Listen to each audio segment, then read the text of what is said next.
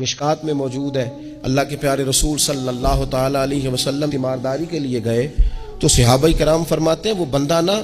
اتنا پتلا نحیف اور لاغر ہو گیا تھا جس طرح چڑیا کا بچہ ہوتا ہے، کمزوری ضعف طاری تھا۔ تو محبوب کریم نے اسے دیکھا تو بڑے کریمانہ انداز میں کریم فرمانے لگے، تو کوئی دعا نہیں مانگتا، تو عافیت نہیں مانگتا اللہ سے؟ عرض کی یا رسول اللہ صلی اللہ تعالی علیہ وسلم، میں نے اپنے رب کی بارگاہ میں عرض کی ہے مالک قیامت کا عذاب بڑا سخت ہے، میں نہیں برداشت کر سکتا،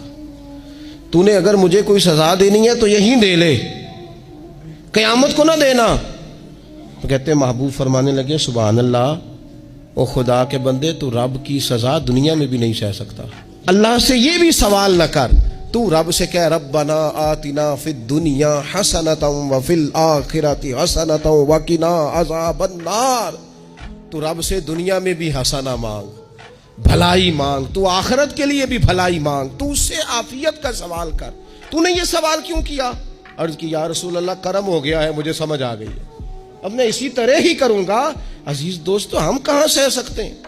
ہم دنیا میں رب کی سزا ہم نہیں سہ سکتے، ہم کمزور ہیں، تو گرمی نہیں سہ سکتے، شدید سردی نہیں سہ سکتے، شدت کی بھوک لوگ نہیں سہ سکتے، کوئی آزمائش نہیں سہ سکتے۔